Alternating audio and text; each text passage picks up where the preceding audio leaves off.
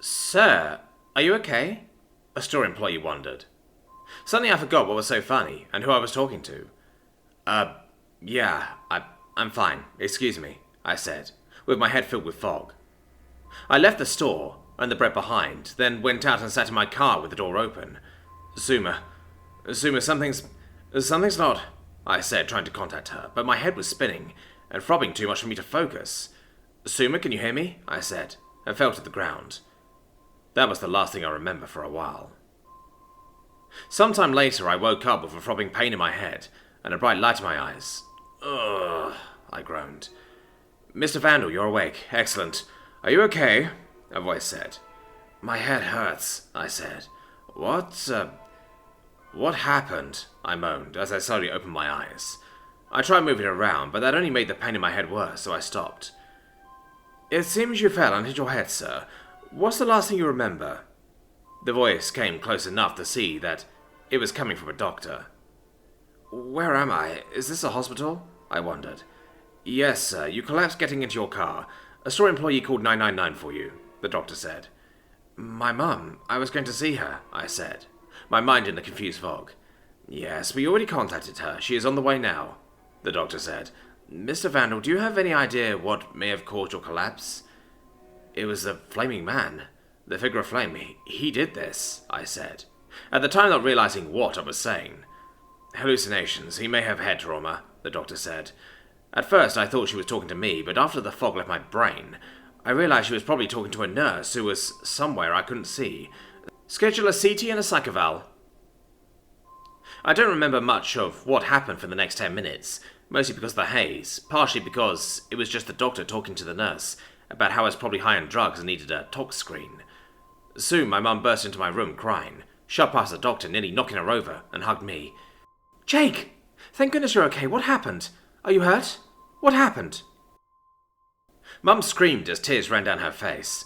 She hugged me so hard I heard something pop, and not in a good way, in a cry out in pain kind of way, which is exactly what I did. Ah, Mum, my back! I yelped. Mum turned to the doctor. What happened to him?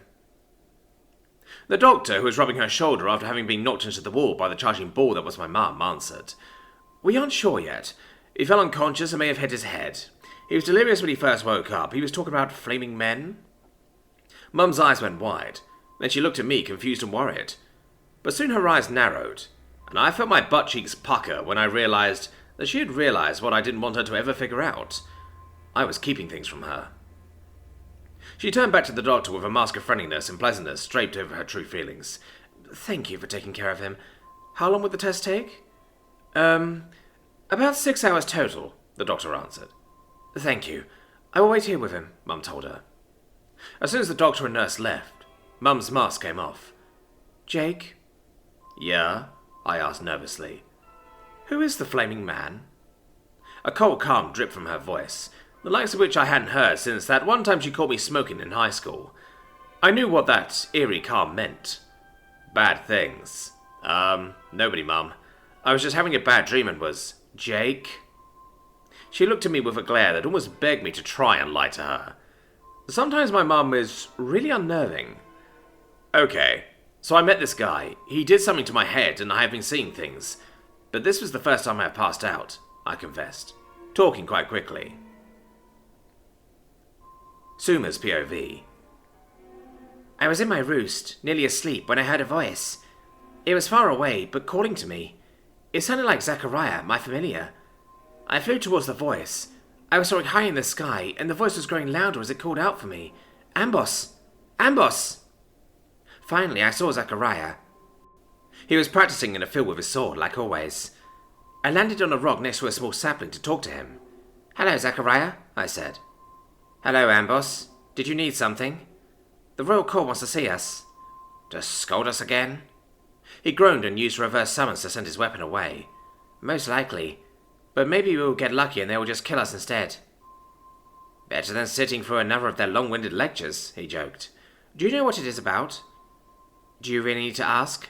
I wondered. Let me guess. They once again disagree with how I use my magic in battle. He shook his head. We are at war. Does it really matter how the enemy dies, so long as they do? I believe they are more concerned with that new spell you used in the last battle, actually.